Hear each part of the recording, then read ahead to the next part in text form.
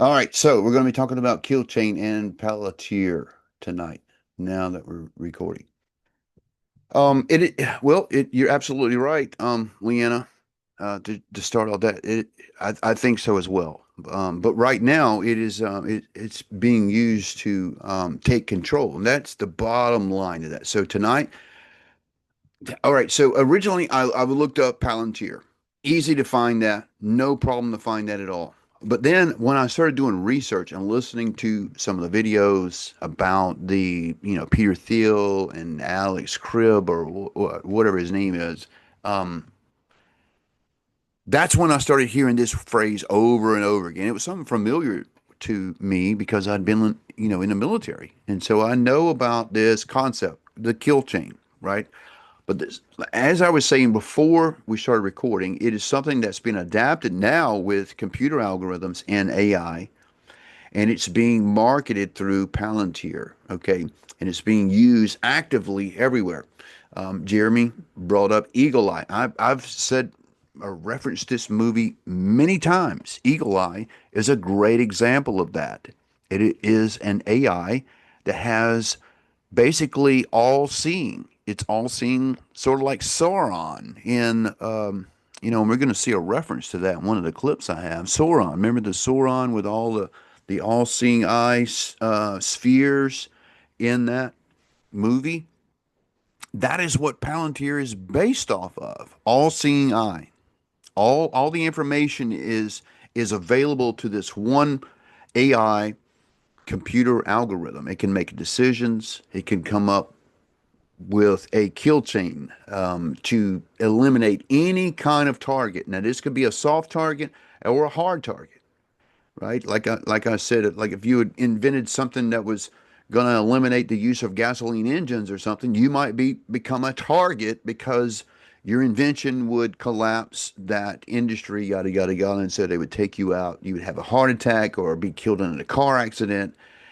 The kill chains are endless, and it doesn't necessarily mean assassination either. It could mean ruining your reputation, making you look like a crazy person. Okay, so if they determine that you are dangerous or too powerful, and you're no longer useful, you can be smeared in any kind of campaign. Howard, the guy from the movie The Aviator, what was his name? He owned TWA.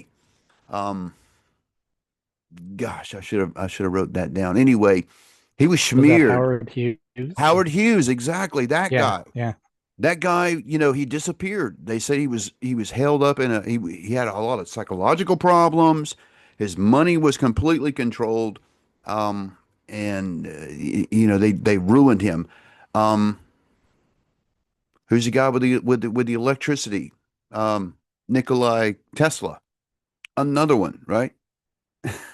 So there was a whole thing in the early 1900s with all of that going on, and AC and DC currents and all this kind of stuff. Which was the best way to, deliver electricity? There was a whole war behind that with these, power moguls. Anyway, it's the same kind of thing now with technology.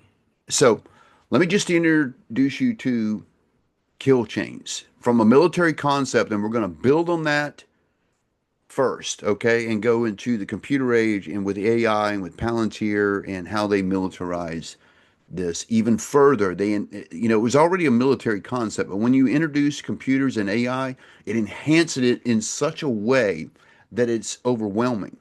And by the way, governments are using this with each other, which is, I think, is going to, eventually we end up in Armageddon. So, very first one. Uh,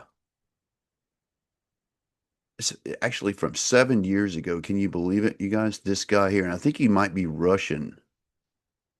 Um, and this is a military version. This is what I learned when I was in the Marine Corps. Okay, what a kill chain is. Good morning. You may want to know what is a kill chain. The kill chain is a military concept that describes all the steps that are required to engage and destroy a target. There is a fancy American acronym that describes the process of the kill chain. And this is what I learned in the Marines, F2T2EA. So the first F stands for find, which is the first step in the kill chain process. Before doing anything, you need to find your target. The second F stands for fix, which means that you need to have a clear view of your target, and your target is not going to go away. After you have found your target, you need to be able to keep seeing your target. The first T stands for track, in the sense that you need to be able to follow your target movements, if any. The second T is target, so you need to be able to aim your weapon to your target. You need to be able to target your target. The E stands for engage, that is, you need to be able to fire your weapon to your target, whatever this means. You don't necessarily fire weapons, you should launch weapons, or you. And the final A stands for assessing. You need to assess the damage to cause to your target or the lack of it thereof. These are the steps of the process. Like every process, if just one step is interrupted or it is successfully disrupted by an enemy, by an opponent, the whole process is disrupted, so it needs to restart from a previous step. So that's the reason why it is referred as a chain. Let's make some examples. The Chinese, a few years ago, claimed to have perfected a ballistic missile, which is actually capable of maneuvering in the final stage of the re-entry when it's closing onto the target, and has been designed to attack naval targets. The idea is that a warhead maneuvering in its final stage could probably avoid some defenses of a fleet or a ship at sea. A remarkable feat, but the Western sources were discussing if the Chinese validated the whole kill chain. So if the Chinese were able to execute all the steps required to do this operation, rather than just launching a missile.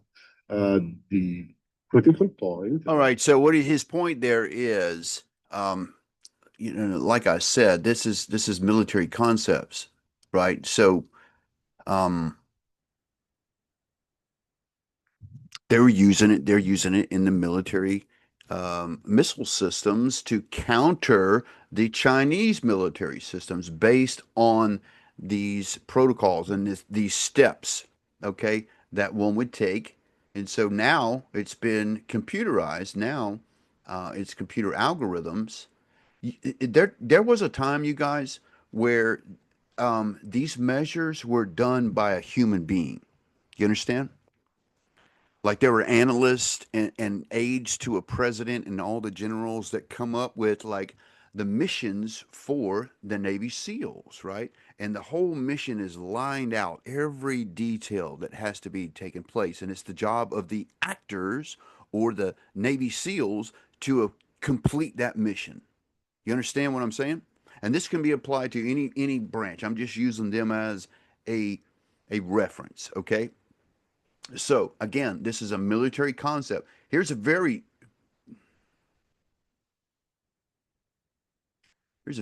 short little video, and I think it's AI generated on kill chains and what it means. This is the military version of that. I want you to see this.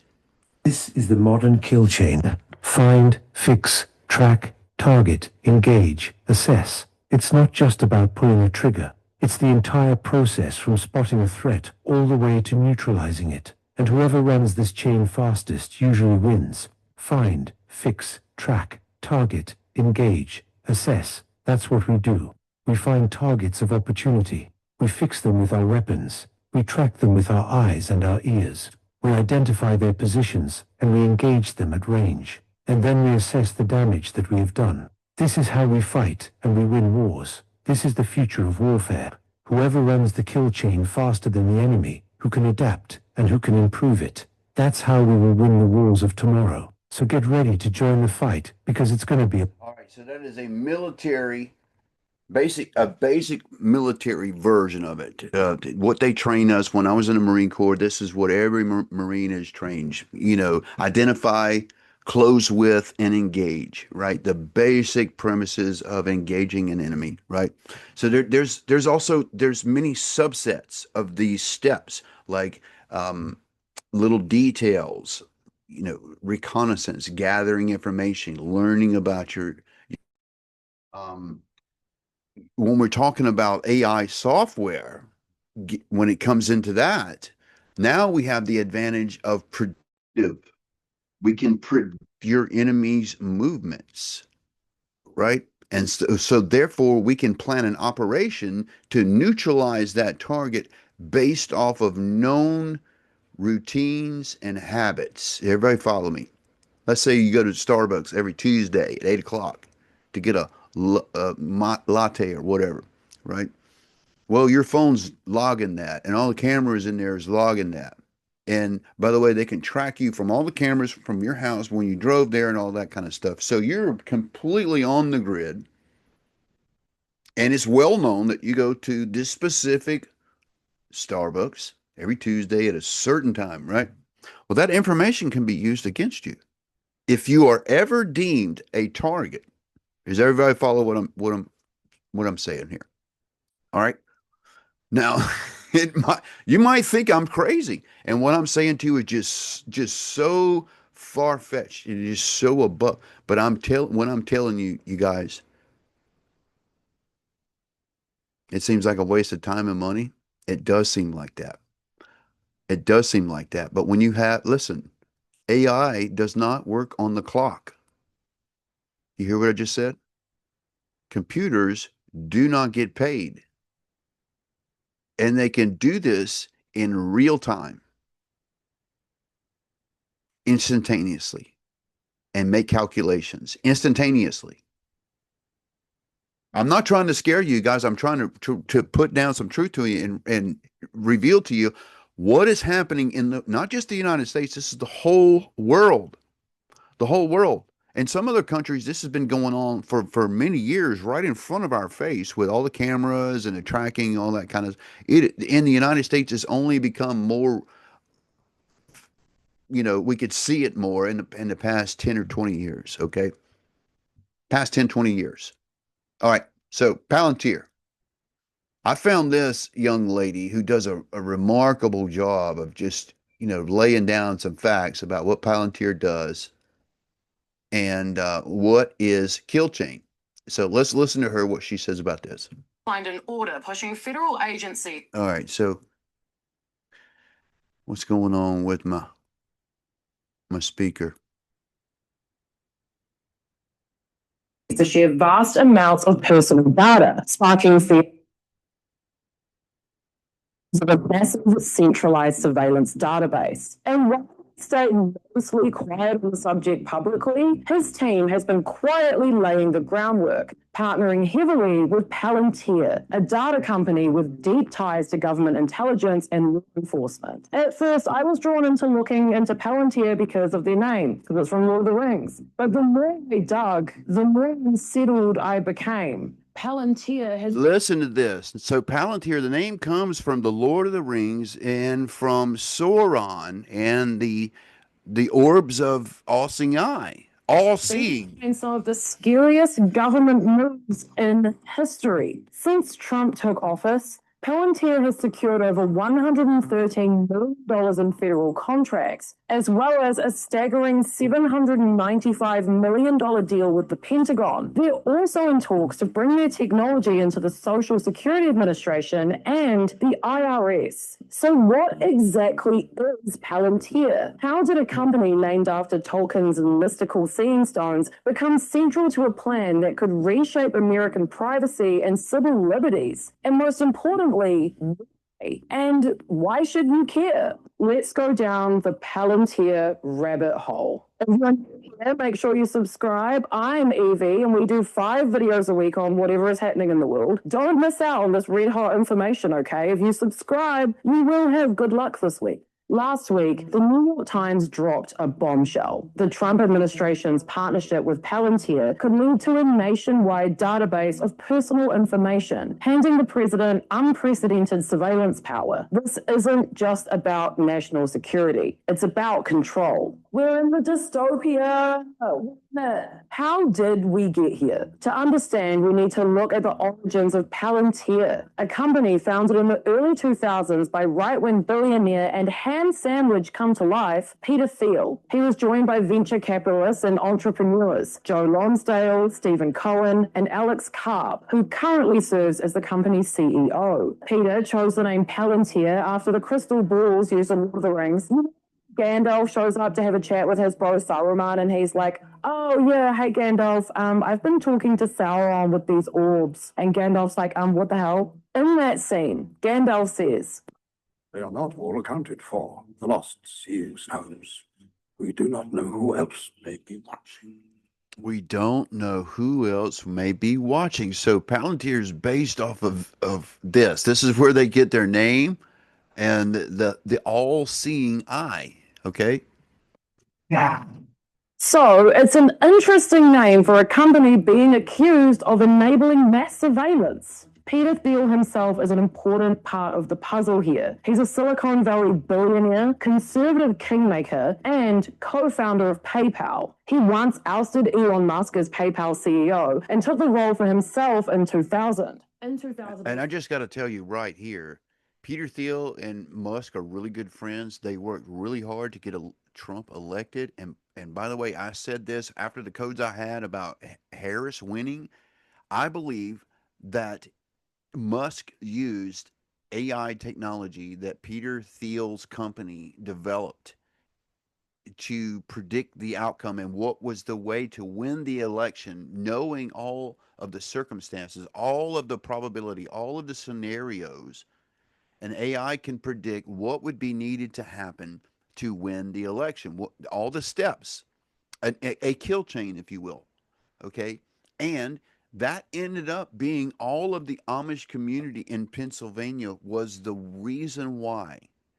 And Musk was at the bottom of that. And I said from day one, when we saw that and saw what the whole outcome was, I said this to my friends. I guarantee you Musk had an AI that predicted that if the Amish voted in this election, that they would overthrow the actual vote. And that's exactly what he did. He made a legendary move by investing $500,000 in Facebook, a stake that grew to over $1 billion. In my corner of the world, he's famous for controversially being awarded New Zealand citizenship in 2011 after only spending 12 days here. It's a political move by a previous government, which is still brought into question now. Honestly, let me know if you want the deets on this. Bunch of billionaires who came down here, spent some money, we let them stay. I'm happy to make a video on it if you're interested. Anyway, Peter said Palantir was a mission-oriented company, which could apply software similar to PayPal's fraud recognition systems to reduce terrorism while preserving civil liberties. Remember that away somewhere. In 2004, Peter handed the reins over to Alex Karp, his former Stanford classmate with a PhD in neoclassical social theory. And when the company initially struggled to find investors, 2 people stepped up with the cash: Peter himself and the CIA. So why did the CIA invest in this obscure tech startup? Because Palantir isn't just about crunching numbers. It's about making sense of chaos, turning raw data into tools of power. The company essentially turns swamps of data into clear visuals like maps, histograms, and link charts. In just days, its forward-deployed engineers can integrate and analyze a customer's data, tackling issues from terrorism to disaster response and human trafficking. Palantir has become a top choice for analyzing massive data sets in intelligence and law enforcement. They offer sleek software and on-site coders who tailor solutions to each client. And the more data that you give them, the more they can tell you. And whether you knew it or not, Palantir's technology has quietly played a pivotal role in shaping some of the most significant global events since its inception. In the 2000s, US Marines used their technology for forensic analysis of roadside bombs in Afghanistan. In 2011, the hacker collective Anonymous exposed Palantir employees for their involvement in a proposed disinformation campaign aimed at discrediting WikiLeaks and tarnishing its supporters' reputations. Their technology allowed. By the way, I think it was really important to point out the drone that you saw there in the beginning of that clip. It was very significant because Palantir software was integral in the trench warfare that Russia and Ukraine has been in currently. That drones, it predicted that drones would be the waymaker. All right, and what did we see in that? That has become a drone warfare theater. It was Palantir software that predicted that would be the outcome. Of the IDF to use AI in its war effort. At least one Palantir employee played a role in assisting Cambridge Analytica in collecting Facebook data later utilized by the Trump campaign during the 2016 election. Palantir technology was even used to track and kill Osama bin Laden, although the company remains a bit tight-lipped on that one. In the book The Finish, Mr. Mark Bowden writes that Palantir's software actually deserves the popular designation killer app. But CEO Alex Karp doesn't seem like a killer. Unlike most Silicon Valley leaders, Karp supported President Biden with a hefty donation, and he supported Kamala Harris over Trump in 2024. He's known to be an odd guy who prefers solitude, and he's been described as unable to hide his ADHD. Relatable. People also describe him as charming. All right, so I just need to point this out. So he supported Harris in the election, and Peter Thiel, the other half of Palantir, supported Trump. So either way, guess what? It's like the Rothschilds, you guys. You finance both sides, right? So either way, Palantir's the winner. And guess what? Palantir's the one really, oh, I don't even want to say it. Unique, so relatable. He rocks the old school classic Silicon Valley look, jeans and a t-shirt. In a Times piece that combined multiple interviews with him, he said that without Palantir, you would have had massive terror attacks in Europe already, like October 7 style. And those attacks, he believed, would have propelled the far right to power. So how has he ended up working so heavily with the Trump administration then? He claims he's progressive, that he doesn't want the far right in power, and yet here he is, at the center of a storm created by his own company's ties to some of the most dangerous and powerful governments on earth. Part of the answer lies in his ideology. He is deeply committed to a vision of Western dominance, one where technology secures America's place as a global leader. Palantir does not do business with China, Russia, or any countries that are opposed to the West. Alex says, we have a consistently pro-Western view that the West has a superior way of living and organizing itself, especially if we live up to our aspirations. It's interesting how radical that is, considering it's not, in my view, that radical. He added, I'm not going to apologize for defending the US government on the border, defending the special ops, bringing the people home. I'm not apologizing for giving our product to Ukraine or Israel or lots of other places. Peter Thiel, though, who remains chairman and a major shareholder of Palantir, is a Trump supporter. In 2016, some Democrats regarded Palantir as spooky and untrustworthy because of this, and in 2019, protests sprung up about the company's work at the US border, tracking undocumented migrants for deportation. That same year, more than 200 Palantir employees wrote to Karp, voicing concerns about the company's software being used by ICE. An internal campaign urged him to donate profits from a $49 million ICE contract to charity. It failed. This resistance from within Palantir highlights the tension between the company's actions and its leadership's ideology. A key part of understanding Alex Karp's decisions, particularly in his work with the Trump administration, again lies in his view. Him and Trump have something in common: paranoia. Looking into this deal with this company, I noticed a running theme. Carp appears driven by a deeply ingrained sense of paranoia, a belief that America is on the brink of a fight for its liberties, with the West constantly under threat. He said, "I want less war. You only stop war by having the best technology and by." Okay, so this is where the doublespeak happens, where they speak out of both sides of their mouth. He says that he wants left war. However, he's at the bottom of more war. Do you understand? So he'll say one thing and do another. And by the way, Peter Thiel does the same thing. It is the most bizarre thing I've ever seen. I think it's demonic. Scaring the bejeebers, I'm trying to be nice here, out of our adversaries. If they are not scared, they don't wake up scared. They don't go to bed scared. They don't fear the wrath of America will come down on them. They will attack us. They will attack us everywhere. He also has, I don't know, a pretty casual approach to the idea of using his technology to kill civilians. I'd have no qualms if I thought our adversaries were committed to anything like the rule of law. A lot of this does come down to, do you think America is a beacon of good or not? I think a lot of the critics, what they actually believe is America is not a force for good. And no comment from me on that one. These views, though, do echo a certain Trump-like logic, a black and white belief in America's righteousness and an ends justify the means mentality. This brings us to the heart of the matter. Palantir isn't just a contractor. It's the linchpin in a growing network of government surveillance with the potential to reshape privacy in America as we know it. Even Palantir employees are worried about what's going on, with internal letters pushing for the company to stop its work with Trump. And one strategist, named Brianna Catherine Martin, posted on LinkedIn that she was departing the company because of its expanded work with ICE. Now, let's take a deep breath, because it's time to try and figure out what all of this means for you.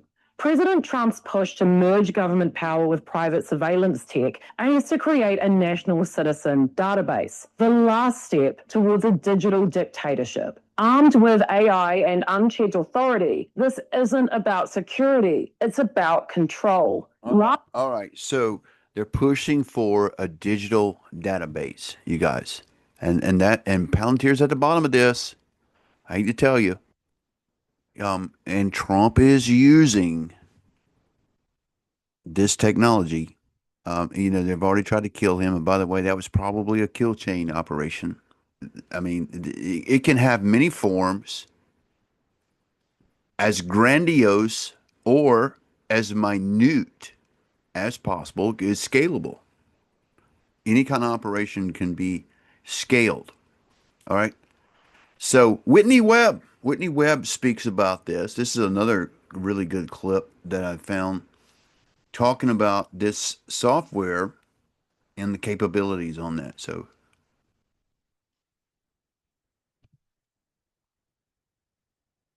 can you talk more about Palantir's role in Ukraine and also on kind of a related note, the PayPal mafia, what that is and who's in it and its significance? Well, my website, Unlimited Hangout, published a great piece by Stavrola Pabst, who now writes for the Quincy Institute, and she basically outlined how a bunch of businesses tied to Peter Thiel, including Palantir, but also Anduril and also Clearview AI, had entered into very extensive and far-reaching military contracts with Ukraine's military, and how Ukraine's military has become very dependent on those services. And of course, after doing all of that in Ukraine, a lot of those same companies have since offered their services to Israel in its war on Gaza, Palantir specifically, and it's believed that Palantir's war-fighting AI has been used in some of these AI generated kill lists. And okay, so that's what I'm talking about. This AI software that generates a kill chain on any given situation. Let's say you're a general in the Russian army and you want to get that general killed. Well, you would analyze his routines, right? And say he comes out of his building every morning at 6:15 in the morning, and the kill chain AI comes up with an operation where a scooter is put right outside the door bomb on the scooter, right? So that it is detonated at exactly the moment that he comes out of his building. That is a kill chain. That's real time. That's developed. It's no longer developed by an analyst, even though the analyst or the human being may be the one to give the order. It's the AI that comes up with the way to kill or eliminate any person or any situation, whether that be your reputation or whether that be your physical life. A kill chain can be developed through this AI to take you out and neutralize you, okay? Of mass murder in Gaza that have been reported by, 972 magazine and some of these other outlets over the past year plus. And that's significant for a variety of reasons. Why does Palantir matter? And I can get to that in a second after answering your other question, the PayPal mafia, because Palantir is a product of the PayPal mafia. So generally the PayPal mafia, as I understand it, refers to some of these early executives at PayPal, and the companies the web of companies they have developed since leaving PayPal, because in the early 2000s, PayPal was sold to Pierre Omidyar's eBay. And a lot of the original co-founders of PayPal, the most famous of which would be Peter Thiel and Elon Musk, but there's others like Ken Howry and Max Levchin and Reid Hoffman and David Sachs, who's now the crypto czar, figures like that come out of this network and were part of early pre-eBay acquisition PayPal, and then went on to create a lot of these other companies. And I would argue, probably the most central figure in all of that is Peter Thiel, because a lot of these other figures sort of radiate around him. And Elon Musk was also sort of more of a latecomer to the PayPal mafia, because his company X merged with Confinity to create PayPal, but Confinity is really the nexus that led to PayPal more than Elon Musk's X.com. So what's notable, though, in that context is that PayPal, from its earliest days in Confinity, when they were setting up, they consulted, according to, I believe Max Levchin is the source for this, but with every three-letter agency that would talk to them about how to build their business. So a very early interest from the earliest days of PayPal in being direct collaborators with the national security state. And also, this is something that happens in the late 90s also with eBay to a significant extent, which is noted in Yasha Levine's book, Surveillance Valley, which is could not recommend more. He's great. We've had him on. He's great. Yeah. Yeah, totally. And unfortunately, a lot of people act like the research in Surveillance Valley is suddenly now theirs and don't cite him. It's unfortunate. But yes, his book is great. So basically, after PayPal, Palantir, where does that come out of? Well, it was originally PayPal's anti-fraud algorithm.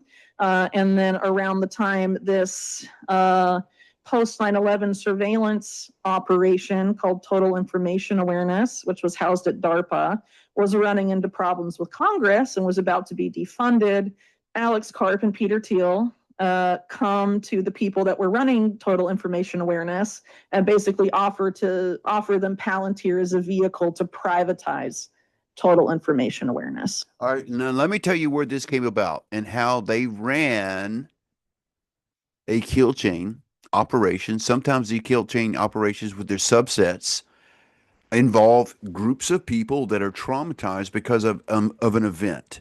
And this is because they want to get from A to Z. And the way to do that is to run this operation, this sequence of events that will happen called the kill chain. 9/11 was a kill chain for many reasons. Okay. And there have been many others, right? Where they want to get to an objective, and they have to involve you and I. We're actors. We're unsuspecting actors because we're witnesses. We see this thing, all the buildings fall and all this kind of stuff. It's because they're doing something right in front of us. Okay.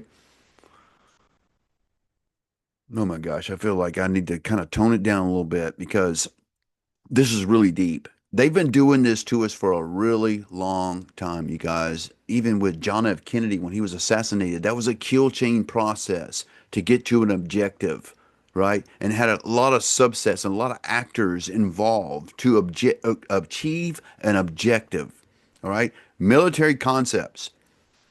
And it's being applied with algorithms and with AI dominance, because not one human analyst could come up with some of the things that these AIs come up with. And the whole thing with the explosives and the beepers with Israel, that was all AI that generated that and told the human being how to eliminate all of these people simultaneously. And it came up with the whole plan from A to Z, and all the manufacturing and all the distributing and all of the mailing back and forth and how to do it was done by computer systems, you guys. It's very sophisticated. And the person that connected them, connected, the TIA, the total. Hold on. I lost my in my rant there. I lost my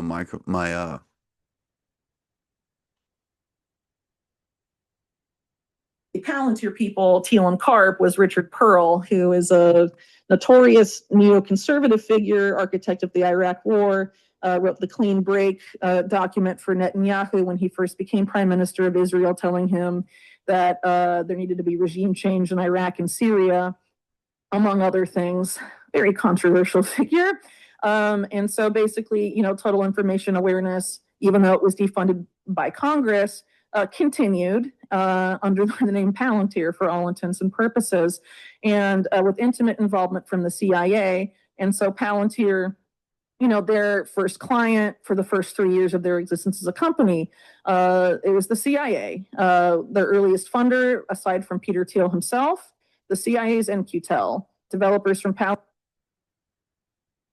went to CIA headquarters in Langley, Virginia every 2 weeks for several years, having the CIA guide their product.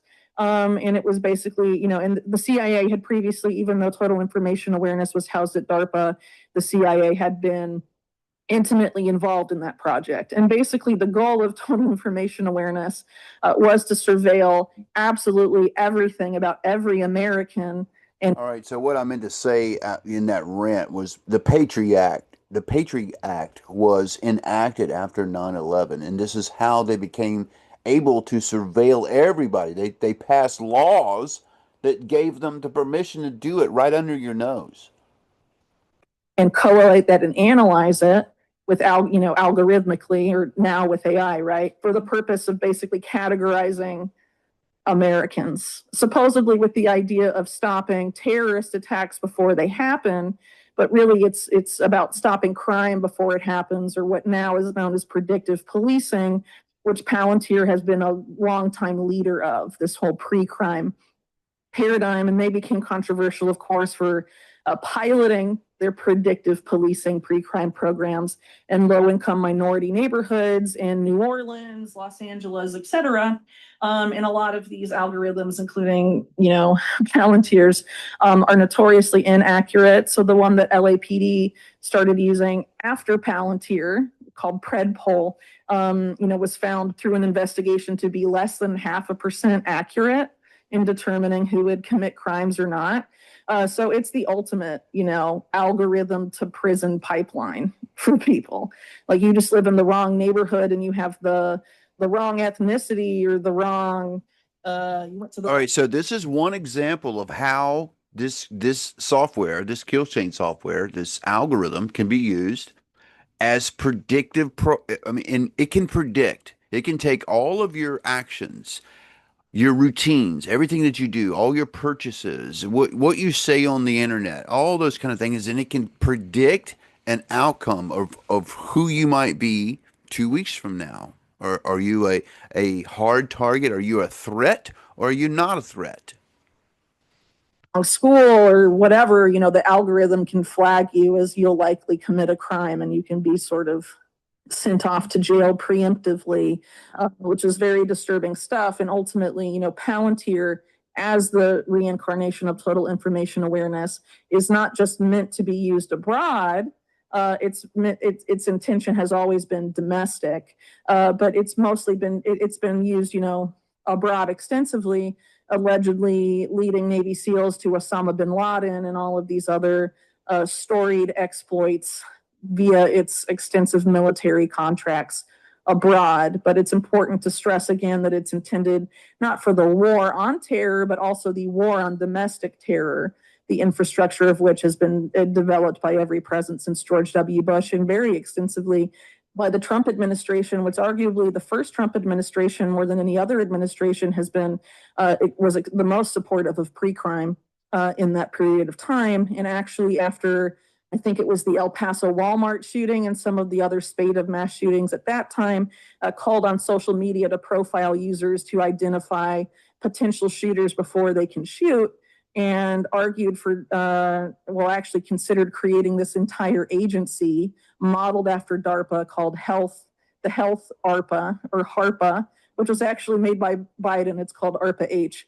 But basically the program that Trump wanted to implement through HARPA would have used AI to go through innocent American social media accounts and then flag Americans for early warning signs of what they called neuropsychiatric violence. And then based on what the algorithm says, would either, send people to a court-ordered physician or even house arrest for some people. So this is very problematic because obviously the algorithm that would probably be doing that is Palantir, which now contracts for all 18 intelligence agencies and now most of the corporate world and Wall Street. It's really become arguably a digital brain for both, the national security state and multinational corporations in the United States and obviously beyond the US as well. And it runs most of our health data through its numerous contracts with HHS. And that's also true in the UK. It has the contracts for the NHS health data. So the fact that they could, have the intention to exploit mental health for the purposes of pre-crime, it's very problematic. They have access to so many people's healthcare data and, social media, anything that's public about you, your finances. They suck all of that up like a Hoover and, make it searchable for the national security community. And they also are known to label people as subversive based on, what is sucked up about you. So it is definitely not a friendly program. It is not America First or pro-liberty or any of this message. So this is Facebook, things like that. It is absolutely sucking up everything it can about everybody. That's why I said there's really nothing you can do. If you're active on social media or use a cell phone and a credit card and going and shopping and stuff, you're already in a database, okay? And so they're monitoring your habits. They've already got a profile. They have profiled you already, determined whether you're a threat or not a threat, and knew everything about you, okay? To stamp on it, Oh. it's the incarnation of the worst impulses of. And every time I do that, I guess I lose my. The neoconservatives from the Reagan-Bush era, and is sort of being framed as, great and efficient and all of this stuff. And unfortunately, our current vice president, J.D. Vance, his entire political career owes itself to the man that created Palantir, Peter Thiel. And this is why I think an algorithm determined or a kill chain determined that Charlie Kirk was probably a threat to J.D. Vance becoming the next president. A lot of prominent figures with ties to Palantir, like Joe Lonsdale, a Palantir co-founder, have sort of been wheeled out and given a lot of media attention for his proximity to Musk and Vance and Doge and all of this stuff. And a lot of these figures have engaged in very dubious activities with the national security state, which you think, the Trump's base, which is so concerned about quote unquote deep state influence, would be concerned about Palantir's presence here, since nothing typifies the so-called deep state more than them as a company. It's also, but going back to the PayPal mafia, it's not just Palantir. There's a lot of other companies that have sort of come out of that nexus that are very important to the national security community. Obviously, Elon Musk SpaceX is a big one, which basically runs Space Force. De facto runs it. It's their main private contractor for everything. And obviously, the Starlink subsidiary is a big part of that as well, with major military applications. And they're also, admittedly building the satellite constellations for the intelligence community. They won't say which agencies, but presumably the CIA, because why else would you not want that publicly reported? But, you know, a lot of extensive national security ties here. And, you know, that should be really concerning for people that are worried about mass surveillance, because, you know, it's not just, you know, oh, I'm not doing anything wrong. So who cares if they're looking at me? When you add the element of this predictive policing, pre-crime, all of that kind of stuff, that all of this is intimately tied to. That's why I said it prioritizes you based on probability, where you're a high value target or you're a low level target, like a nobody, right? And so, you know, if you are deemed a low level threat, the kill chain may ensue in a smear campaign. And that is the kill chain. It's just to discredit you, make you look like a crazy person on social media, and that's the end of it. Or you might be a high profile target that needs to be eliminated, but they don't want to do it very publicly, though that is possible. They could kill you publicly like they try to do with Trump.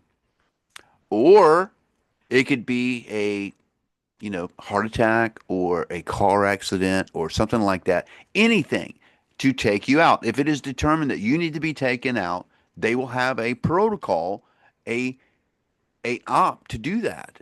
Okay? And then Trump's previous willingness to entertain those ideas. It doesn't really matter if you're not doing anything wrong. What ultimately matters is if the algorithm thinks you might do something wrong in the future, and how do you defend yourself against that? So this is why, you know, I've been a pretty big critic of a lot of these figures in governance, because I don't think they're really interested in liberty. I think they're more interested in government by algorithm, and ultimately the algorithms that are most important to the government right now are run by these people. Yeah, it's like a rebranding, right? Or it's a different kind of corruption and control. All right, so you get the basic concept there. You know, for the sake of time, let me move on to the next one here, which is just only like 4 minutes. I'm not going to play the whole thing because this one's long, but just what they say in the 4 minutes. Now, this is DoD. This is aerospace. This is Air Force and that kind of stuff. So this is a presentation 2 years ago. Not many views on that, but just I want you to listen to the first 4 minutes of the conversation here. Now, this is based on, now, again, you can apply kill chain to any situation. In this instance, it is aerospace. It is missile systems. Listen to what they say. Welcome to the Aerospace Advantage podcast. I'm your host, John Slickbaum. Here on the Aerospace Advantage, we speak with leaders in the DoD, industry, and other subject matter experts to explore the intersection of strategy, operational concepts, technology, and policy when it comes to air and space power. So if you like learning about aerospace power, you are in the right place. To our regular listeners, welcome back. And if it's your first time here, thank you so much for joining us. As a reminder, if you like what you're hearing today, do us a favor and follow our show. Please give us a like and leave a comment so that we can keep charting the trajectories that matter to you most. This week, we are going to talk about an important topic that cuts to the essence of air combat, the kill chain. Combat aircraft don't fly sorties for the sake of getting time in the air. It's all about netting effects that empower the broader strategy. That might involve ensuring ammunition hits the right aim point, what we call a kinetic strike. Or it might be a non-kinetic operation where we use something like electronic attack to make something happen on the battlefield. Regardless of the means, achieving battle space effects with combat aircraft is a result of something we call the kill chain. The kill chain is made up of a series of steps: find, fix, track, target, engage, and assess. Big picture, that means detecting and identifying what you want to strike, knowing where it is, and if it's moving, where it's going, and then selecting the appropriate weapon and guiding it to impact. Finally, we need to evaluate what the outcome of the attack was to decide what the next move is. This kill chain process is enduring. And while the way in which we've closed kill chains has evolved over history, these macro steps, which warfighters and wonk acronym into F2T2EA, are generally the same. But these days, we are looking at some serious problems when it comes to prosecuting successful kill chains. Peer adversaries, especially China, are developing countermeasures to obstruct and even collapse the ability to implement our kill chain process. And this is a big deal because if you can't get a bomb on target, you can't win a war. So that's what we're here to explore today. All right, so I am really pleased to introduce Heather Lucky Penny of our Mitchell team to walk us through this challenge and then explore what solutions might look like. She's released a report on this topic, and we wanted to give you a peek at the big picture thoughts in place. So, Lucky, welcome back. It is always a pleasure to have you on the podcast. Slick, it's great to be here. Thanks so much. All right, now I did try to explain what a kill chain was to our audience in the introduction, but you are the expert given the report you've just written. So please help people understand the baseline here for the concepts that are in play. You did a great job. Find, fix, track, target, engage, assess. But if we just think about it, this is the whole ready, aim, fire program, right? Ready, fire, aim is the wrong process to do for a kill chain. So if you think about the find, fix, track, target, engage, assess as functions, things that we need to do, and we can also think of them as nodes because those are physical things, physical widgets, sensors, processors, weapons, aircraft that actually have to do that function. And then they have to share information as a process moves forward. So if I can find a target, but I don't move that information, that location information forward, then that doesn't progress the kill chain. So that's a basic concept, is that these are the steps that need to be done in order to be able to go from detecting and finding a target to creating an effect against that target, whether or not that's kinetic, so a weapon that goes boom, or non-kinetic, like electronic warfare. So that's what's really important about the kill chain, is understanding that there's those steps. Each one of those steps is an actual physical thing that has to do something, and then they have to share that information. So if we think of those as the nodes and then the links, and sometimes in some cases they're actual data links, all of that has to happen in process, and it cannot be broken, because if it's broken, then you have to generally go back to an earlier step or maybe even step one. But regardless, if the kill chain is broken, you're not putting bombs on target on time. Yeah. All right. So this concept, now this is talking about missiles and missile systems on target for an enemy, but this can be applied in any kind of scenario, any kind of situation, from macro to micro. Okay. And when you apply AI and computer systems, that computer system will come up with a whole scenario of how you can eliminate a target and what is the best scenario. Let's say if your parameters is you don't want to be detected. You want this to be stealth. You don't want anybody to know about this. It's not to be public. It's not a freaking Hellfire missile coming down and hitting a car in the middle of a populated area, right? You want to be stealth.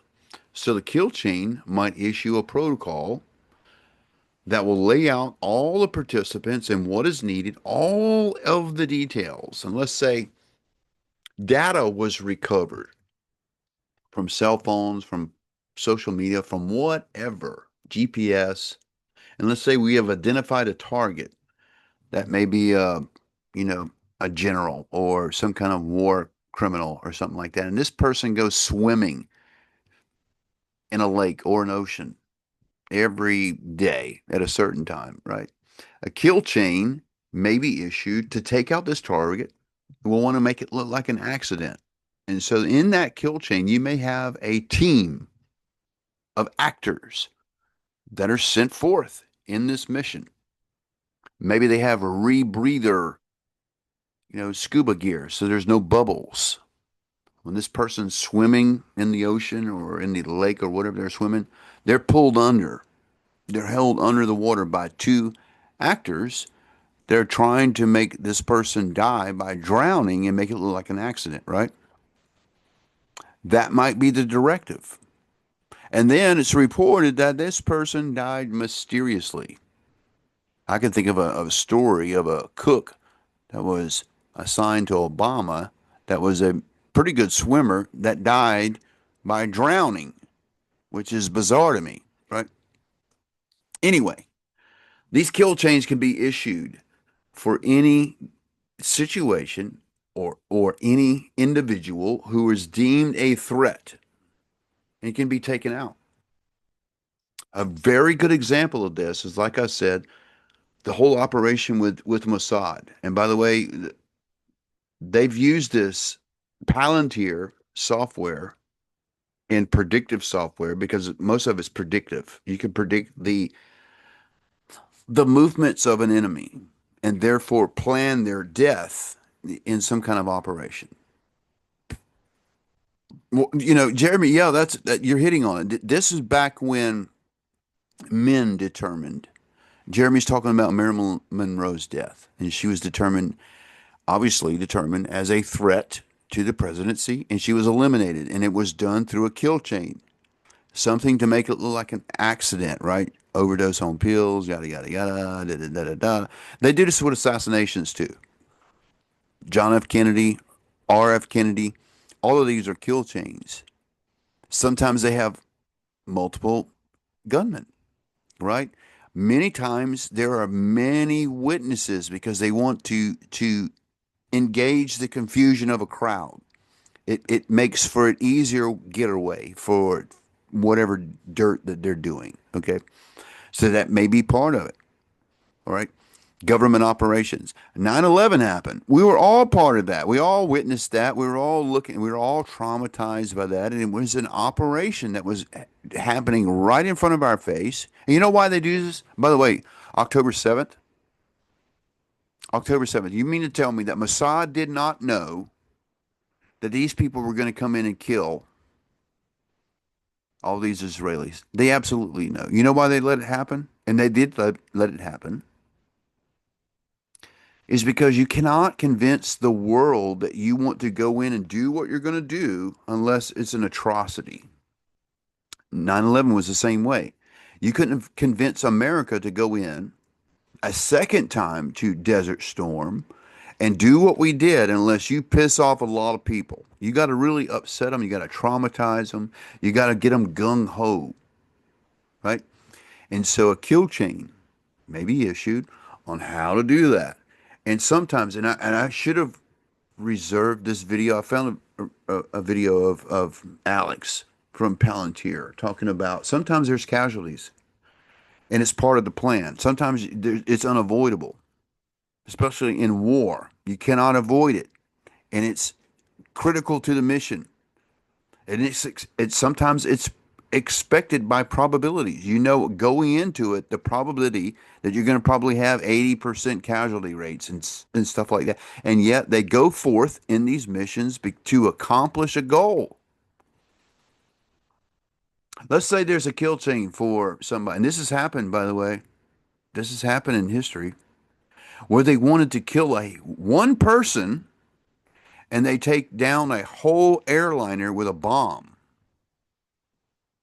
They kill they kill 200 people to kill one person. And then they make it look like it was a bombing because they don't want you to know they were trying to kill that one person. You're more focused on the 200 people that died in the airline going down and being bombed. You're not focused on the one person on that airline. And some say this is what happened with the Titanic, right? They have done this. They have taken down airliners to kill one person. And then you're scrambling about the tragedy of 200 people dying. You're not observed. You're not observing the one person that was killed. The one person they were trying to kill. That's kill chain. It's a very real thing, you guys. And so I've got a couple of codes started on this kill chain or kill list. It's very, the translation of that goes back and forth. And Palantir are the two that I looked up. I'm working on those currently. And I got to say, this is kind of scary. This kind of content and stuff, because you realize when you're doing that me telling you this right now and the fact that I'm going to upload this on YouTube, guess what? They know that. But what do? They know everything anyway. You know, a waste of time and money. No, when you got computer systems that are doing this is why they eliminated a lot of analysts in doing this kind of. This is why the CIA went to Palantir, because we can do things exponentially faster. Because there's no human error. There's not human time. You're being paid for X amount of hours and those kinds of things, right? None of that with a computer software. And it's instantaneous. It's all knowing, because you can access all computer systems, all cameras, all systems everywhere, and know all the information simultaneously, right? Last clip, maybe the last one. I got one on Mossad. I don't know if I'm going to show you that yet, but Palantir, I'm going to start at about the 6-minute mark with Scott Carney, somebody I just found on YouTube. Great presentation. These are kind of guys that know already. I didn't know all this stuff. I had to go and research before I did these codes. And by the way, that's what you do when you're searching codes, and you go and research and learn all the terms. You're looking for all these terms and stuff. This is the process that you would go through studying on because I didn't know this all before. I heard the company Palantir, but I didn't know the depths of the evil. You're absolutely right, Margie. The research sometimes takes longer than the codes. Absolutely. And that's my whole point behind this. And the reason why I'm showing you this before I show you any codes on this is because I spent a lot of time looking at this, and I'm just like, oh my gosh, I could do a 3 or 4 hour presentation. How do I share this with my class where they're not, walk? I don't have 3 or 4 hours. So, I'm doing this in little clips trying to give you the idea of what we're dealing with here. And every single one of us, by the way, is touched by this. There's not one of us that it can escape this. None. None of. If you got a cell phone, they already know everything about you. All right. Scott Carney, very good video here. We're going to go watch just a little bit of that, and then I'm going to wrap us up. And this is exactly what Peter Thiel has said in the past.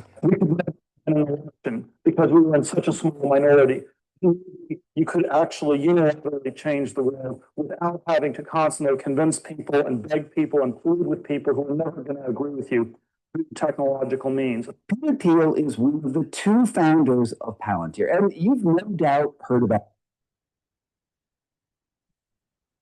him before. He's the tech billionaire who first made his fortune along with Elon Musk when they founded PayPal. He wants to live forever. He was instrumental to dismantling free speech protections for the media with his lawsuit against Gawker, and is generally the embodiment of a preposterous tech villain. He also heavily donated to J.D. Vance's political career. But the thing that was so important from that clip that I just played is that he makes it plain that he wants to use technology to subvert the democratic process. His ultimate goal, which he has laid out in public lectures and writings, is to remake the world system to support the initiatives of technological autocrats like him. Yeah, also, he was, unsurprisingly, a major funder to Trump's re-election campaign. The other founder of Palantir is this guy with the amazing hair, Alex Karp. Here he is describing his vision for the company. Palantir is here to disrupt and make the institutions we partner with the very best in the world, and when it's necessary, to scare enemies and on occasion kill them. He's got some tactics that he playfully says that he would never use, but also that he might totally use. I love the idea of getting a drone and having light fentanyl-laced urine spraying on analysts who tried to screw us. The thing that sets Palantir apart from most tech ventures out of Silicon Valley is that it enthusiastically embraces close connections to the government, which is weird since both of its founders seem so anti-democracy. Palantir's suite of tech tools are a surveillance state's wet dream. The corporation pioneered predictive analytics first despite fraud in Medicare and Medicaid, with a $250 million in funding from the Obama administration, and this quickly metastasized across the government information infrastructure over the last decade to provide intelligence analysis and predictive policing with an alphabet soup of three-letter agencies from the CIA and FBI to DHS and ICE. It's also a core asset in intelligence gathering operations in all branches of the American Armed Forces. In 2016, and this part is important, it acquired a company called Kimono Labs, which specialized in hoovering up and archiving all publicly available information on the internet, sort of like a private version of the Wayback Machine. And the reason that I'm highlighting this purchase is that Palantir's owners frequently state that they are in the business of software and data brokers. The Palantir platform, despite what you read in the New York Times, if you wanted to use the deep state to unlawfully surveil people, the best platform on the world you pick is Palantir. But frankly, I Remember how they say they say the opposite of what they're doing. just don't So he believe just told you if you want to use software for surveillance, Palantir is your man. what Karp is saying. If that were true, then it wouldn't make any sense as to why they would bother purchasing a data scraping company. Indeed, what is the point of surveillance if it's not also recording and then utilizing all that information? What everyone can agree on, however, is that its systems and philosophy are based on the Air Force's motto on targeting, specifically identifying, acquiring, and with maybe destroying military objectives. Okay, so this is not just Air Force. I think all branches, I've seen this very same thing. It's the kill chain in the Marines. So all branches teaches the same concept, maybe wording it different, but the same thing. We are the most lethal, we are the most able to surveil and process large amounts of data. You have created the system which you call kill chain. Privately, publicly, the lawyers have some innocuous say something like tech for the amelioration of unwanted blah, blah, blah. Okay, so why would lawyers have issues with this? First of all, with the kill chain, the military version. No, we're not talking about cyber kill chain. We're talking about military and commercial and public use of a kill chain on governments, installations, businesses, industries, and individuals. Some term we're supposed to use. Okay, let's, for me, it's the kill chain. Kill chain sounds good. This kill chain is not just for military targets. Let's remember that. It's actually for everything that Palantir puts its hands on.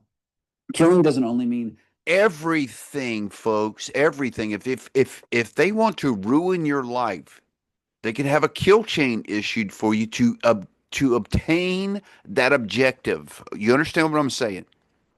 death, but actually eliminating the effectiveness of the opponents of the people who hire Palantir. I don't think in win-lose. I think in domination. And Palantir's footprint is everywhere.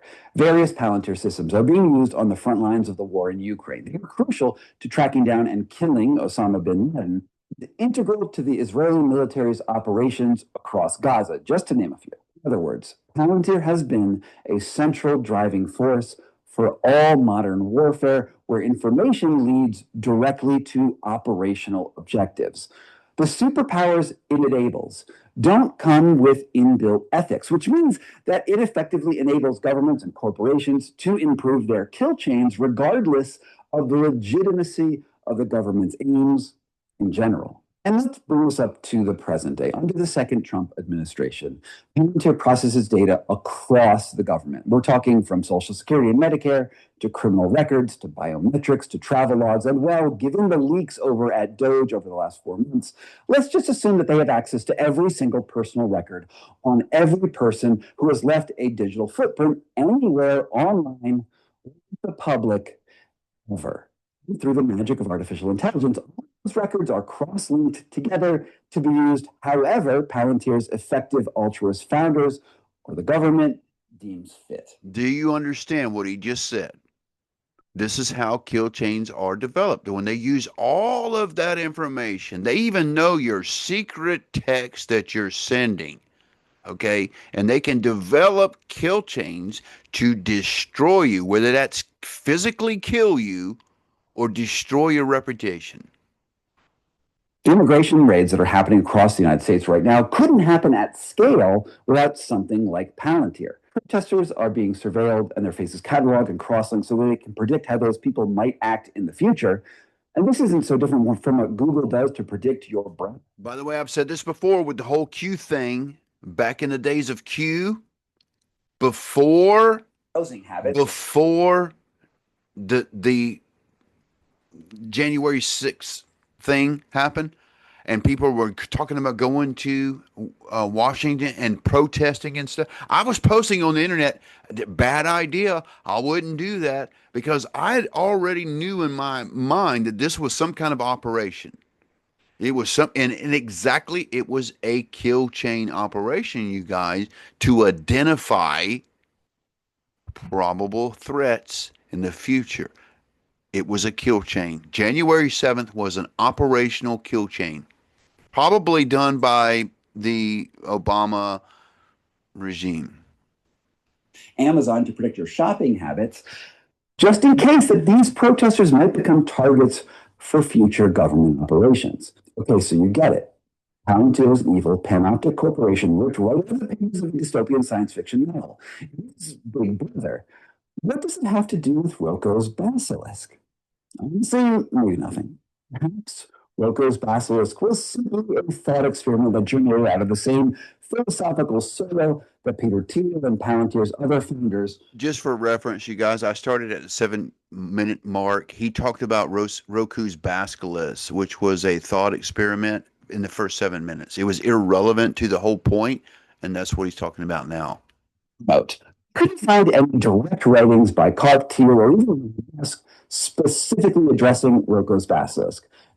The Empire is claiming that they are being influenced by a future era to bring it into existence. However, what I can say is that the infrastructure that Palantir created offers all of the mechanisms that a government or evil tech company would need to turn the world into an AI-powered police state. With your information captured by AI surveillance companies and integrated into a kill chain of military, police, and government targeting, we are already living inside Roko's experiment. Maybe you've heard the term obeying advance, which is the idea that people cave to authoritarian regimes simply because they fear what might happen to them if they're seen as disloyal to a regime that will be even more powerful in the future. That's Roko's basilisk. Very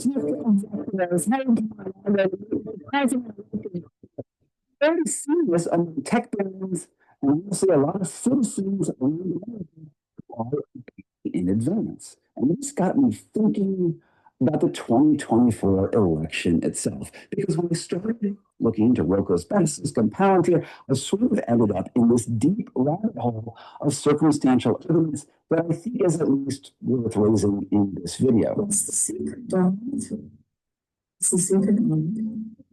It's secrets in some secret don't make sense.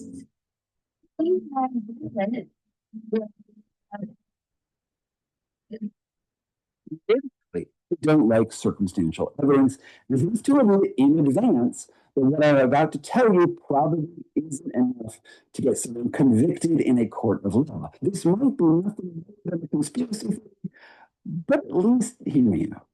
If Peter Thiel, what he said, that he could subvert democracy with technology, that includes being willing to use his resources to try to tilt an election in a way that benefits his end goals, not just through donating money to political causes, but by directly subverting the technology that makes elections happen. Maybe you could actually unilaterally change the world without having to constantly convince people and beg people and plead with people who are never going to agree with you through technological means.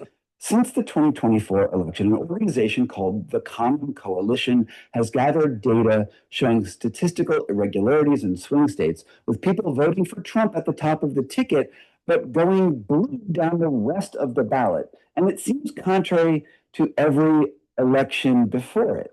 Indeed, think about this for a minute. All right, so as I said before, it is my theory that Peter Thiel and Musk approached Donald Trump in a way to win the election by these metrics based on Pennsylvania alone and the Amish, because we're talking like 500,000 votes of people that never vote. You understand what I'm saying? It's just like JFK winning in Chicago when he won his election. It was thrown by the mob because they had thrown the election in that city with inflated votes. Now, in this case, I don't think that they subverted the government or subverted election. I think they tapped into people that did not vote in previous elections, and they knew that if they did, that it would throw the election. It would push it in favor of Donald Trump, above and beyond all the polls and everything else what they predicted, because these people were not expected to vote. And the reason why is because the Biden administration had been hammering these people about dairy products, of all things. Dairy products, cheeses and non-pasteurized milk and stuff like that, and they were hammering them on government regulations on the Biden administration, and these people were pissed off. They were pissed, okay, and they wanted to vote for Trump.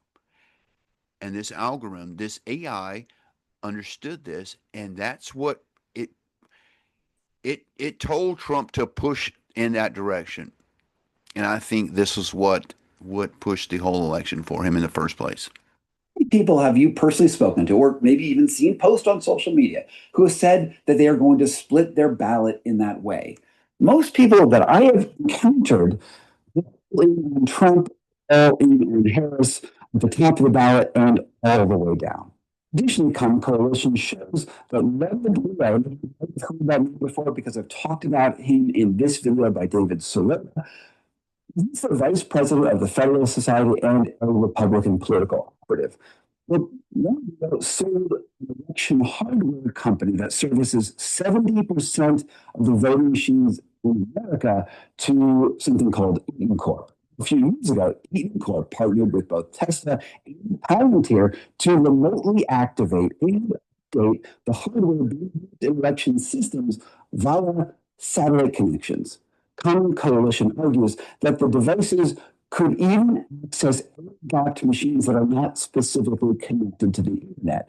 They show records that 90 days before the election, at the same time that he tweeted that he was, quote, introducing a glitch into the matrix, that Eaton Corp uploaded malware that could have infiltrated voting machines and ultimately flipped without anyone noticing. All right, so I think his tweet about the glitch in the matrix was about this plan to invoke the Amish vote. That's what I think. I don't think this what this guy thinks here. There was a conspiracy and they were doing something that was breaching data systems and stuff like that. I think there's a little more conspiracy. I think what Elon was tweeting was what I just told you, that they had used the algorithm and the AI to figure out an untapped voter pool that they were going to engage with. Maybe a little bit convoluted. The main body of evidence is being laid out in a lawsuit that's moving slowly through state courts. Try to fact check some of those claims, particularly about whether or not the technology they described was able to flip votes without leaving a paper trail behind it, against the limits of what's possible to know for sure pretty quickly. What I can say is that right after the election, Trump seemed to thank Elon Musk for his help, his political support and campaigning, but for his technical know-how with computers. And then he journeyed to Pennsylvania, where he spent like a month and a half campaigning. That's where it is. I'm telling you guys, this is where it happened, right here, Pennsylvania. In Pennsylvania, and he's a popular guy, and he was very effective. And he knows those computers better than anybody. All those computers. The algorithm told him the untapped gold mine that you needed to tap was the Amish. The Amish was the one that through the whole election, you guys, even though we had codes showing that Harris was going to steal the election. And by the way, that was the plan. But this AI knew that and knew the way to throw the election was to tap into the unvote. These people don't vote, folks, and they did in that election. It was like 500,000 of them, something like that. And they threw the election. Pennsylvania was not supposed to go to Trump. And from that point on, it was a domino effect. Vote counting computers. And we ended up winning Pennsylvania like in a landslide. So it was pretty good. It was pretty good. So thank you to Elon. This all seems like a lot of smoke for what maybe is a fire. But I have to admit, my suspicions come down to character assessments. I just don't trust Trump, and I don't trust our tech oligarchs one bit. Trump had been accusing Democrats of rigging elections for pretty much 8 years straight.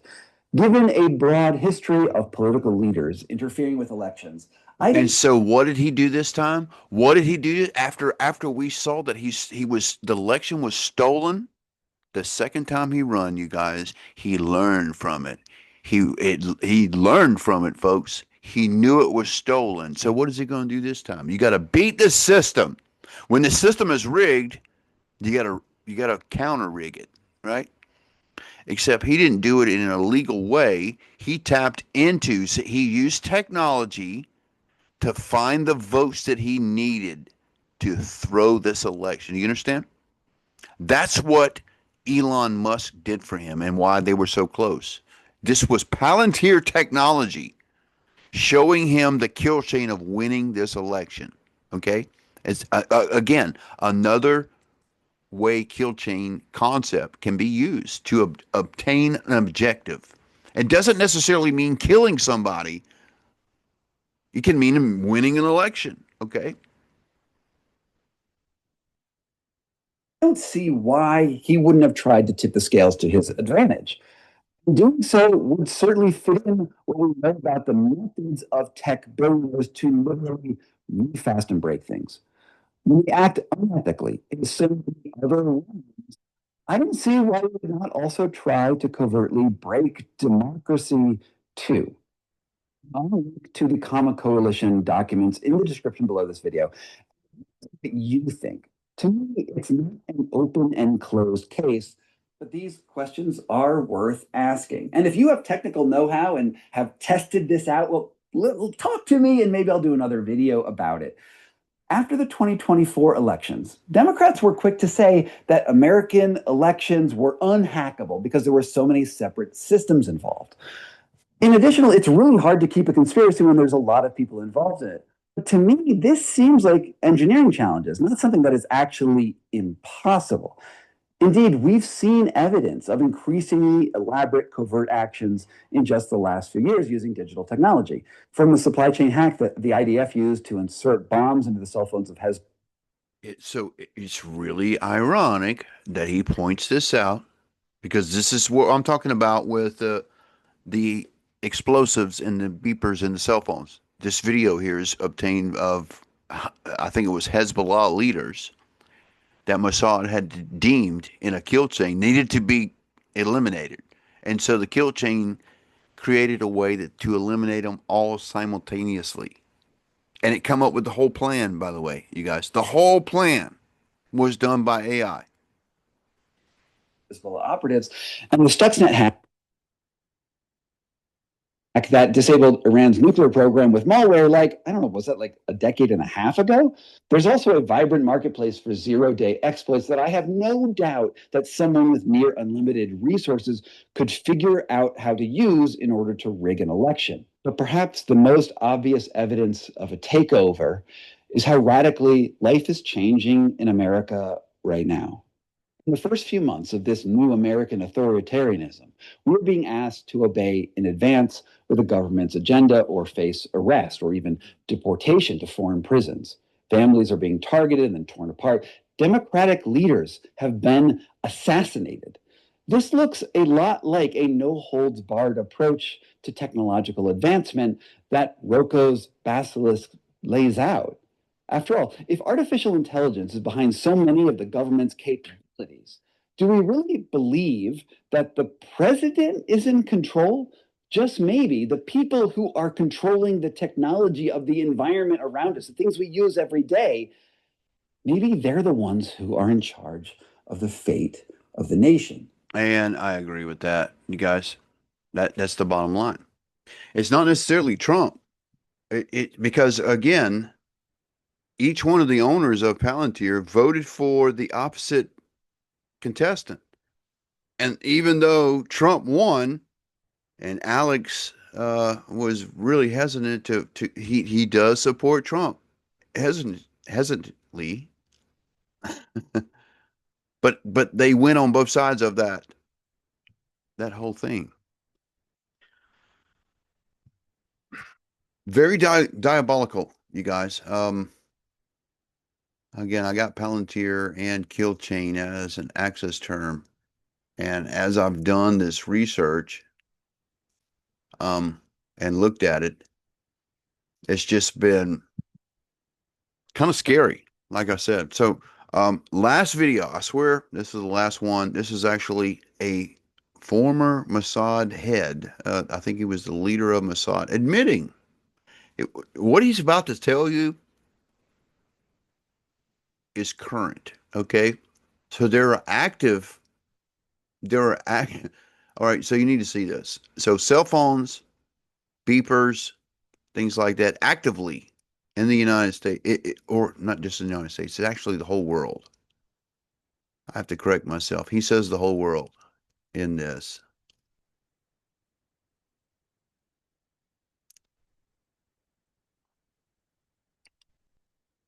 You're not going to believe this. The former head of Mossad, Yossi Cohen, has appeared on the podcast of two of Britain's most shameless Israel advocates. And this exchange has raised more than a few eyebrows. Well, you do understand that the level of intelligence is so poor, do something about that. But there's something that you wanted to ask about, because you talk about Lebanon capabilities and Iran being up here and Gaza being down there. But in a way, did you see any surprises in Gaza? Surprises? Yeah. I mean, intelligence surprises. Just walkie-talkies. Do you know how many equipment, treated equipment we have in these countries? You can't, you don't. I do. You mean booby-trapped equipment? Only booby-trapped and spying. Manipulated. He's talking about cell phones and beepers that are not just booby-trapped, that are used as spy devices, okay? And what he's trying to imply is none were used in Gaza, which is a bunch of bullcrap, okay? But he's trying to say that none were used in Gaza, but we got them all over the world. Which countries are you looking at? The countries that you can imagine. All countries. Gaza. Nothing in Gaza at all. Did you see that? If we had it, when we knew something about them coming, right? Would have sold them everything. Now, there are a few things, or more than a few things, kind of strange about that video. First of all, claiming you've booby-trapped or bugged devices everywhere you can imagine in the world is an odd thing to brag about, because that would presumably include a lot of Israel's allies, including countries that have provided them with weapons and diplomatic cover during the Gaza genocide, as well as, of course, for decades before that. Bugging or even booby-trapping their devices is hardly a reward for friendship. It's hardly going to encourage other people to be friendly with you. But I think the second element is even stranger. We're expected to believe that Israel has bugged devices in every single country in the world that you can imagine, except the one place, Gaza, that they're most subject to threats from. How does that make sense? We're supposed to believe that at one and the same time, the most competent, all-powerful agency ever conceived could bug devices in every other part of the world, yet Gaza was the only place where it was just impossible. Doesn't make sense. Let's listen to a bit more of that exchange. I mean, you can't imagine the quantity when I have invented that method. That was in 2002 to 2004, the pager method, the manipulated equipment method. Okay, we have already used it. Manipulated equipment in Second Lebanon War. Some of the elements were speaking to us. How did you use it? A glass of water. You can tell even again. It's an early morning in London. I don't think that is the case, but I tell you how, we want to do that. I truly believe is if there is something as you've started, there is something behind that wall that I need. Okay, and people will try to avoid me from doing it. But find a way to get there. I have to find a way to get there. Right? And if I know that Hezbollah or Iran or other countries, the organizations are buying something, that I can be part of their supply chain, I will do, but that has to be decided. Why is it? Because my best partner at the time. All right. So how is it decided? The kill chain. The AI tells them how to do it. Okay. When I have invented that, was the chief or the head of the tech division at the Mossad. Q. The Q, right? Yeah. And he had to be my best partner because without him, I'm nothing. So the reason they booby trapped Hezbollah. All right. By the way, so he's taking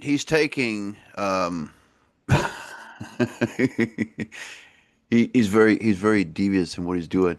He's taking the responsibility of it, but it didn't come from. He did not invent that. It was a directive from the AI that they use from Palantir. And by the way, they have used this technology in Gaza. This is how they targeted all of the Hamas leadership. This is how they eliminated all of them. And by the way, if you think they didn't know that they were coming in on October 7th, you're crazy. They did know, and they allowed it to happen. Why? Because it's part of the kill chain. Part of the kill chain, and one of the subsets of the kill chain, is you have to offend the population. You have to traumatize the population into going into the next phase of the operation. You got to have support. The only way to have support is to offend them. 9/11, October 7th is the same thing. You get the population behind it, and then what? And then you can you can commit genocide, and everybody's behind you. You see how they've been doing that for a couple of years, wiping them off the map. That's the whole plan. So, yeah, Michelle Bush was a part of that, and that was an operation. They knew that was going to happen. If you think the CIA didn't know all that, that was all planned out. It was an operation. It was a kill chain. It was designed to get you involved, to make you invested in it. That your mind was so traumatized that your tax money, there's no problem with your tax money going to this war, right? Because you're all for it. You're traumatized and you're so offended by it that you're for whatever they do. And they did that in Gaza because they had to eliminate this target. And the only way to do that, the kill chain said you had to offend the whole population. To obtain this objective, what the objective is to completely eliminate Hamas. To do that, you got to get everybody involved.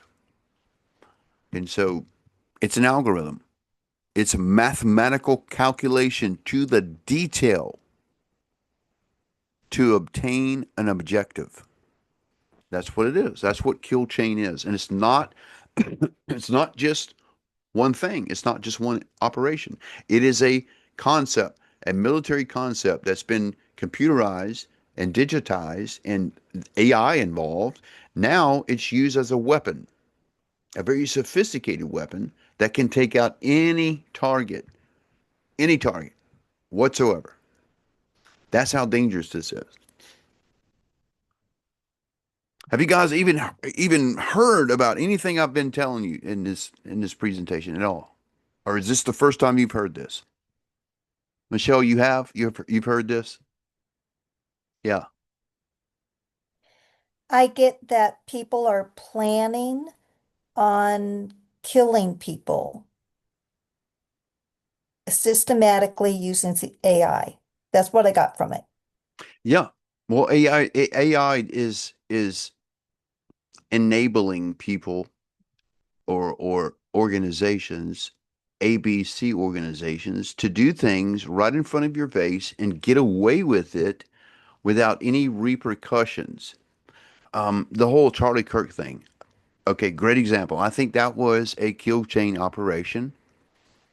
You know, there's been reports that there were like 12 Israeli cell phones in the area at the time. This is something of a report off of YouTube. So I'm just kind of taking that as an example. All right. So that's an indication that there was probably an operation going on in that.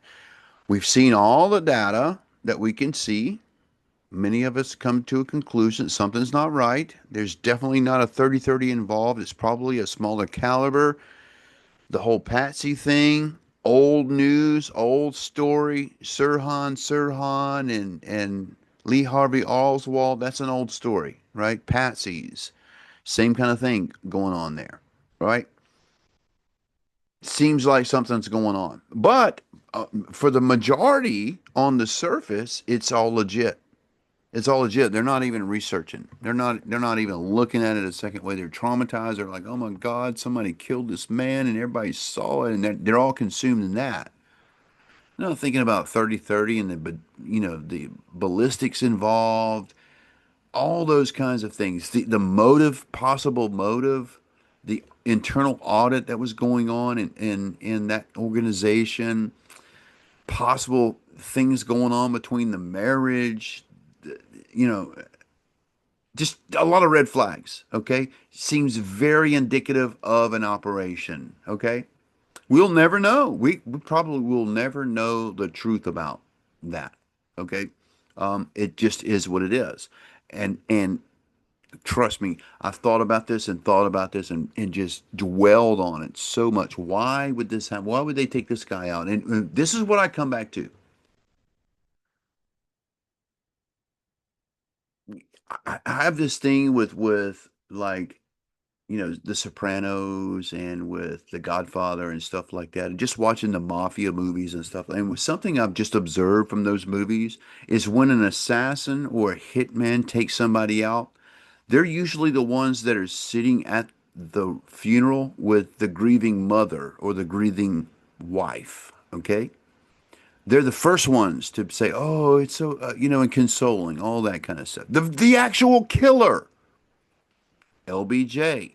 LBJ was the first one to rally around the grieving wife of a slain president, and in all the research, it looks like he's at the bottom of the murder.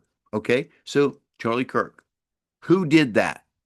Who did that? Well, the only guy that's going to emerge as the Republican nomination for the next, if Trump don't run for a third term, it's going to be J.D. Vance. And it's my belief that Charlie Kirk probably stood in the way of J.D. Vance in some way. That's what I've come to. He was the one that rallied the most around. Even though Trump was part of that, it was J.D. Vance that flew and took the casket back to Arizona and all that kind of stuff and held it down at a 30-degree angle and all that kind of stuff, right?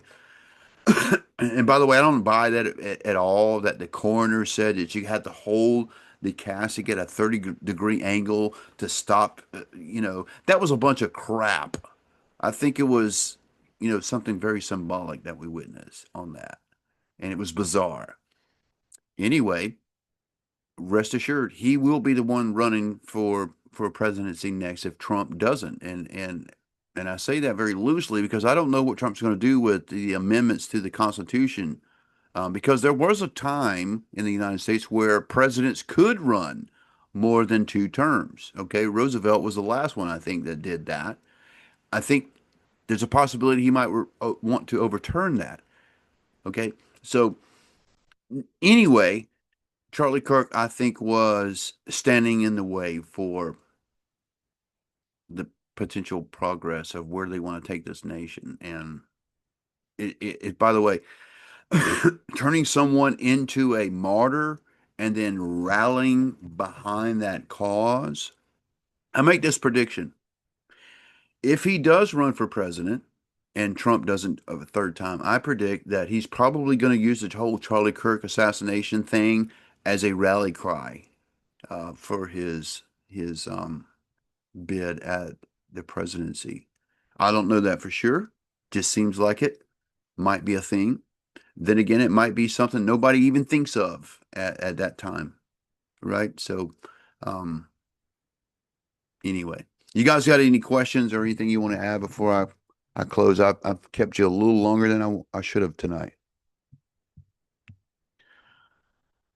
Any questions? Anything you want to add? Yes. Is Yeah. there something that I might have missed that you really, in a couple, like in a minute, you can tell me what you wanted me to get out of it? What you might have missed in this? Okay, so I've been looking at Palantir and BlackRock and some of these seem like deep state organization. Palantir was on deck this week. I basically brought to you what I've learned, and for the exception of sharing with you the two codes that I've been working on, Palantir and the kill chain. This seems just very diabolical to me, and like deep state manipulation. I don't even think Trump actually knows.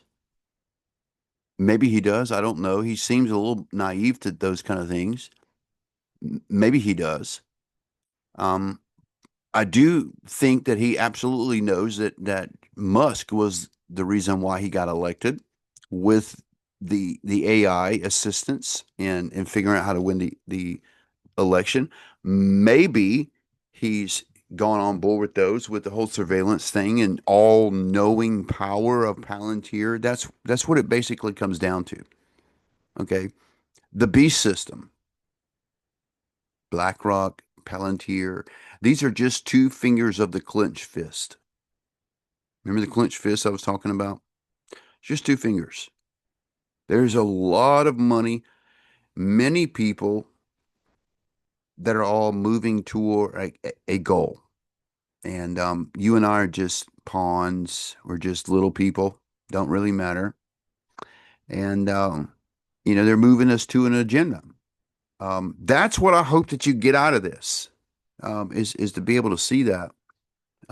So I'm basically trying to help you identify who these people are and what they're doing. And by the way, in some of this, I'm learning along the way. I don't study these people, Oracle and Larry Ellis and Peter Thiel and all these guys. They're nobody to me. But we need to know who they are because they're dictating things to us and they're creating policy and they're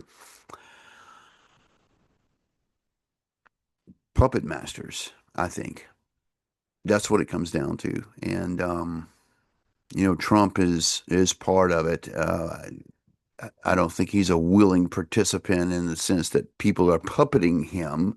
The whole thing with money and influence and all that kind of stuff, I think it's just business with him. And he doesn't really see the spiritual significance, especially with Peter Thiel talking about the Antichrist and the whole. He's enabling the Antichrist and the beast system to come in, but at the same time preaching about the beast system and the Antichrist. It's like he's preaching on both sides of the fence, which is really weird, and it's very indicative of these kind of people. They will say one thing out of one side of the mouth and do another thing at the same. Anyway, so next week I'll hope to have these two codes at a point where I can share them with you, and we'll go a little bit deeper into this. So, no other questions? That's all I got for you tonight, you guys. Hope you're not too traumatized. I was a little disturbed by looking at some of this stuff. Really, almost made me want to throw away my and just get offline with a lot of this stuff. Yeah, Peter Thiel. I don't know if he has more power than Musk, but they're right up there with each other. They're part of the special group, the special club. All right.